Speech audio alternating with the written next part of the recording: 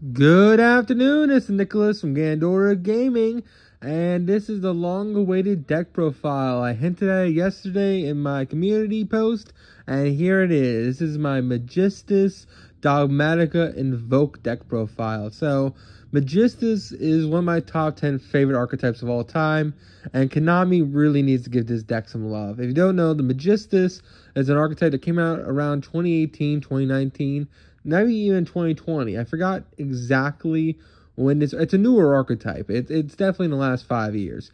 And the whole archetype basically makes every summoning mechanic besides Pendulum and Ritual. It makes links, it makes synchros, it makes fusions, XYZs. It's a very, very cool deck. And the whole gimmick of it is that it's a rank 4, well, it's a level 4 spellcaster archetype with different attributes. And basically, their extra deck monsters are not only boss monsters, but also equip spells. So the idea is that you can equip monsters from the extra deck to monsters you control and have some really, really cool effects. It's a very unique mechanic that I really haven't seen another deck try to do. Like, of course, we do have equipped decks in Yu-Gi-Oh!, but I don't think we have an equipped deck that equips monsters from the extra deck like that. Like, I guess Red Eyes kind of does, but this is way cooler than Red Eyes. But, basically, Magistus was an archetype, one of the archetypes Konami kind of forgot about. They got some really, really cool support, but nothing ever enough to push them in the edge of meta or just competitivity. They're a very playable engine. They're really, really solid. All 4 main deck monsters are pretty much amazing. Like, I don't have complaints on any of them. Well, I might have complaint on one of them, but other than that, all of them are just really, really good. And all the extra deck monsters are pretty solid. I do just wish this deck had just a little higher of a ceiling and had a little bit more protection for it. That's the biggest issue.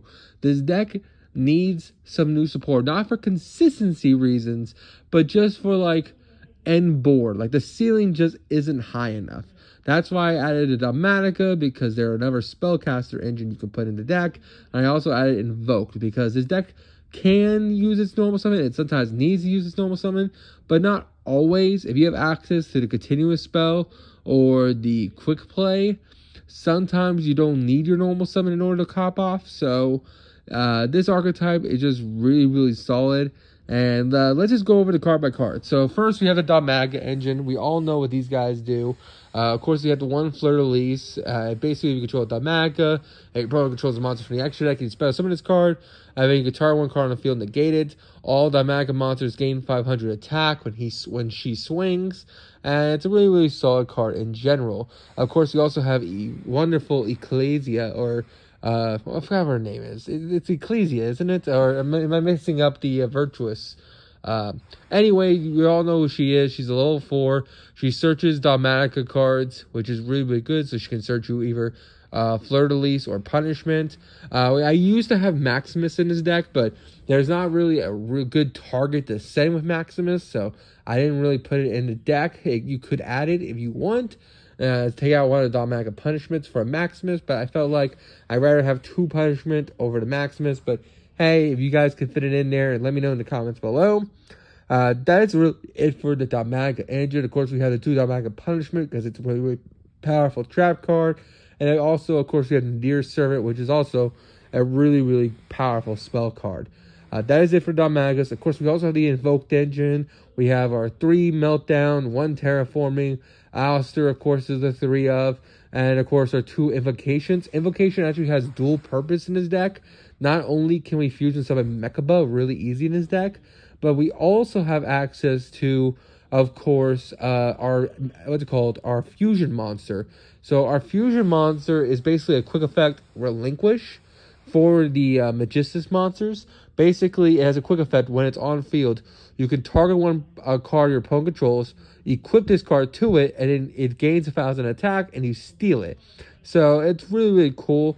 And basically, this allows you to fusion into him, which is pretty solid.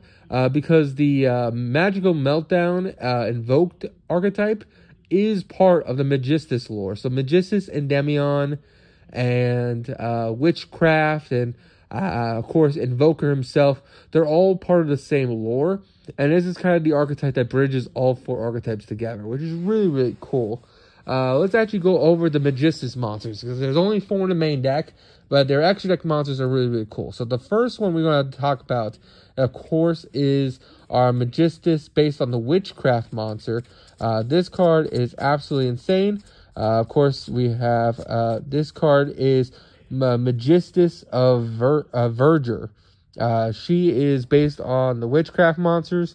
I think she's the adult form of the Witchcraft boss monster, which is really, really cool. You ever wonder why the Witchcraft boss monster is some sassy little girl? Well, she grows up to be our level 4 monster here. At least I think that's how the lore goes. I could be mistaken. But basically, when this card is normal or special summon, you can activate one of these effects. Either add one Magistus spell or trap directly from the deck, or return one of your banished level 4 or lower spellcaster monsters from your graveyard.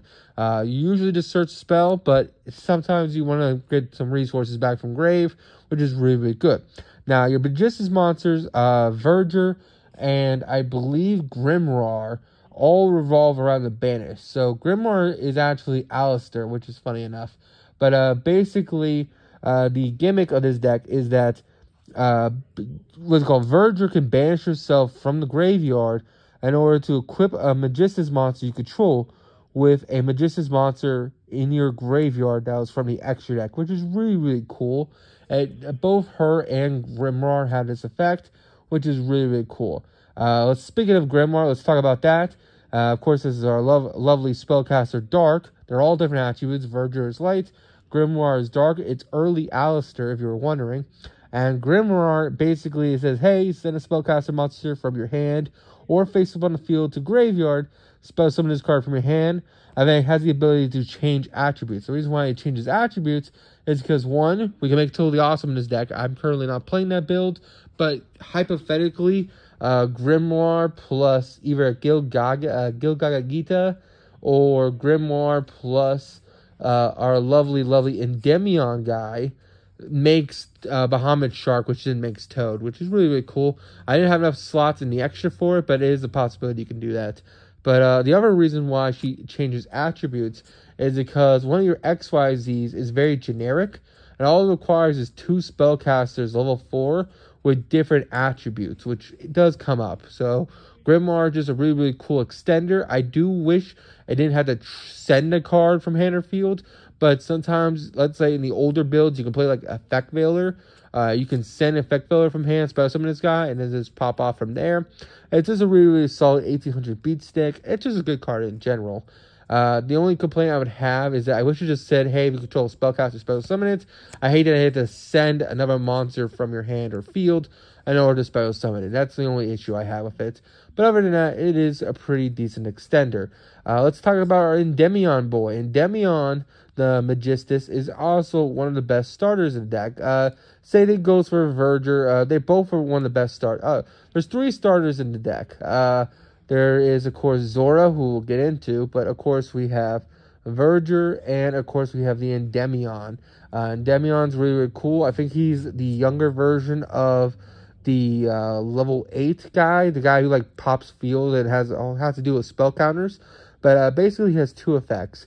You target one Magistus monster you control, equip it with a Magistus monster from the extra deck. So it basically allows you to have he's a 1-card starter, so you can normal summon him, equip your Link 1, Link 1 will search, and then you just pop off from there. But the other effect is he can destroy a card you control to draw one, and then you shuffle a card back in the deck.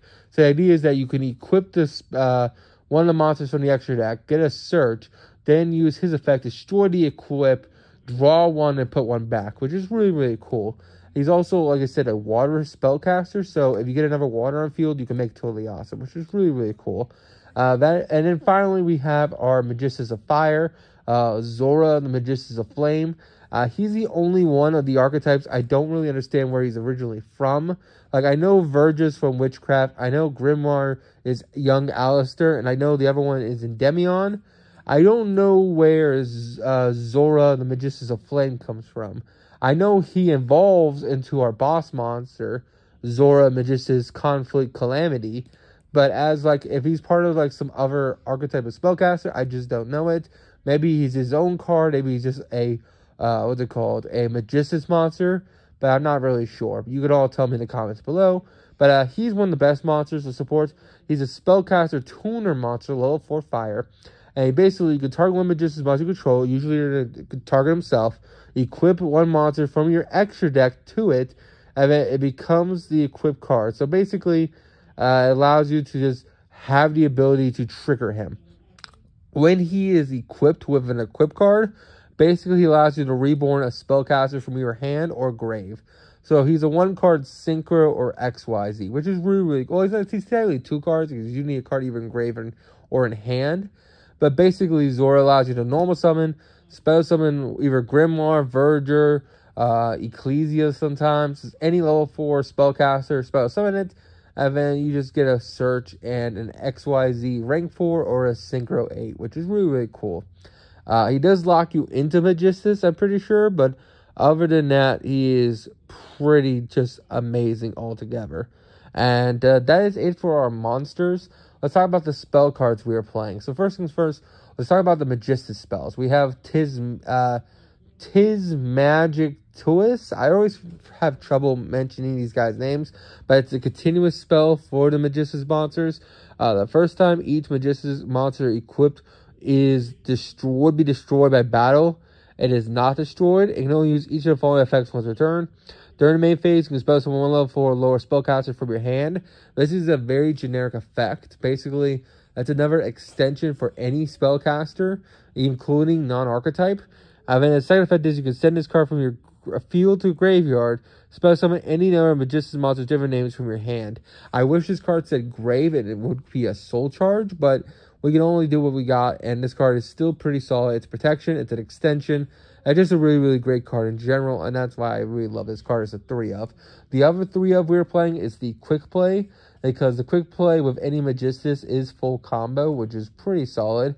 Let me find it real quick. It is Magistus Furigy. Basically, you can target a Magistus monster you control, equip one Magistus monster from the extra deck to it, which is really, really good.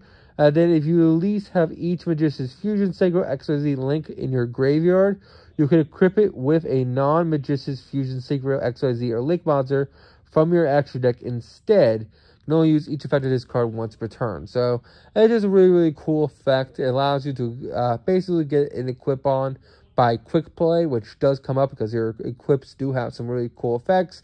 And it's just a really, really good card in general. Our other 2 Magistus cards we are playing, I think we're only playing one more. My older build used to have Invocation, but now we're playing the Invoked engine. You already have that Invocation, so you don't really need the other one. But basically, the last spell we were playing is Verta. It's a reborn for Magistus level 4 lowers, where basically you target level 4 Magistus from your graveyard, spell summon it, and then if Magistus cards in your spell and trap zone will be destroyed by opponent's card effect, you can banish this card from your graveyard instead, which is a really, really cool protection. That is it for the Magistus archetype as a whole, and that's really it for this deck profile. It's one of my favorite archetypes just because it has some really, really cool mechanics. Actually, before this deck profile ends, I forgot to go over the extra deck, because that's kind of the whole reason why to play this deck, right? I kind of told you the main deck, but if you're like learning Magistus for the first time, you don't know what this deck does. But let's actually talk about that. Magistus is based around Zora, the Magistus Conflict Calamity. He is a level 8 synchro, fire, a spellcaster. Very generic, funny enough. All he requires is a spellcaster tuner and a non-tuner. And basically, it is called a synchro summon. You can equip a Magistus monster from your extra deck to this card. Your opponent can't activate the effects of monsters of the same card's type, Fusion, Synchro, XYZ, or Link, as a Magistus monster card in your spell and trap zone. So the idea of this guy is that you just want to equip this guy or equip monsters on your field with as many different type Magistus monsters from the extra deck, so you can lock them out of all summoning mechanics. So you don't lock them out from making it, which sucks. You lock them out from like using the effects of them. So you have a fusion equipped, they can't use the effect of fusions. You have a link equipped, you can't use the effect of links, etc. It's a really, really powerful monster and really, really good in general.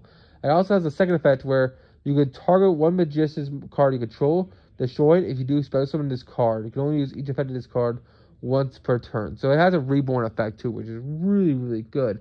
I do wish its reborn effect Well, it's equip effect. So on Synchro Summon, it equips a card. If this card was made in 2023, it probably would say when this card is special summon, it equips a card. So when you're reborn, it won't be able to equip itself. You have to equip it manually, which kind of sucks, but what can you do? It's still a really, really great Synchro monster, and overall just a great card in general. Let's also talk about our XYZ. The XYZs are the other reason to play this deck. The XYZ is absolutely crazy. We have Rillion, the Wondrous Magistus Witch Wardrobe. This is the adult form of the Witchcraft monster. It's a rank 4 spellcaster. It requires two level 4 spellcaster monsters with different attributes. You can detach one material from this card, special summon a Magistus monster from your deck. Also, you can't special summon monsters from the extra deck the rest of this turn except Magistus monsters. While this card in equip to a monster, you can target one effect monster your opponent controls, negate its effects until the end of the turn. You can only use each effect of this card once per turn. So this card is a negate while it's an equip card, but it also has the ability to detach, especially when aiming Magistus monster from the deck. It's one of the best ranks XYZs we have. That's why it's a 2 of. The only issue is it locks you into Magistus. So if you want to make like a Berserk Tangy or Invoked Mechaba, you're going to have to do that first. So just pay that attention. We are also playing Nylea, the Magistus Glass Goddess. This is actually one of my favorite artworks. Just because she does all glass. But she's a Rock XYZ. Level 4 spellcaster monster. This card is equipped. The equipped monster can make 2 attacks on monsters during each battle phase. And you can only use each of the following effect of her once per turn. Basically, while she's on the field, you can detach material from this card. Target one level 4 lower spellcaster in your graveyard, add to your hand. And then, of course, while this card is equipped to a monster, you target one Magistus card in your spell and trap zone, and one spell and trap your opponent controls and destroy them, which is really, really cool. So it's spell and trap removal. It adds back from graveyard, and when it's an equipped spell, basically it allows you to have 2 attacks, which is really, really good. We also have, of course, our Synchros. I already went over the Calamity Man, but we also have Vermine, Magistus Divinity Dragon. This guy's really, really cool. Basically, he's another Synchro 8 we have. He's a Fire Dragon, 2500 attack, 2900 defense. If this card is an equipped card, the equipped monster can be destroyed by opponent's spell and trap effects. You only use each of the following effects of this card once per turn.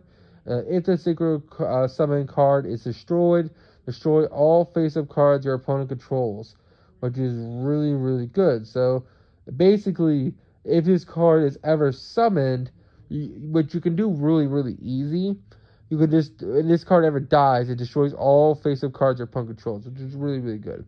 And then at the start of the damage step, if a monster this card is equipped with battles an opponent's monster, destroy that monster. So basically, it's an Armades, I think. I think that's the monster's effect. Or basically, if this card is equipped to another Magistus monster, when that Magistus monster attacks another monster or is being attacked, this card immediately blows it up before damage step, which is really, really good.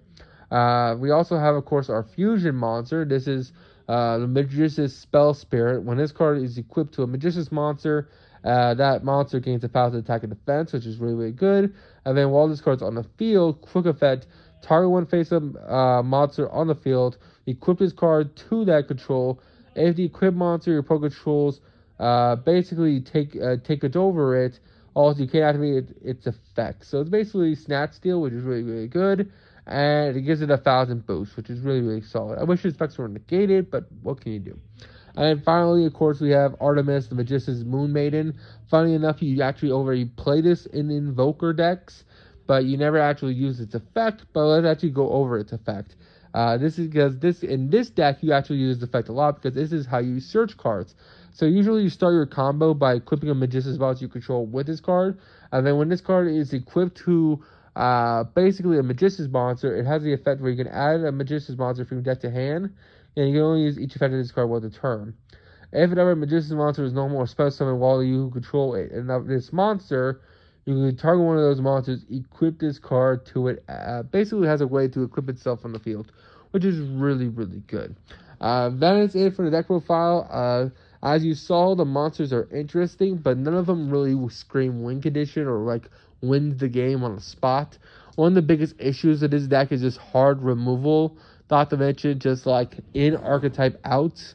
So like dinosaurs eat this deck alive because ultimate conductor Triano is a monster not from the extra deck, thus it outs this guy. Other card to beat this, Fenrir outs this guy pretty good because he's not from the extra deck. He just banishes when he attacks, which really sucks. So Konami really needs to update his deck.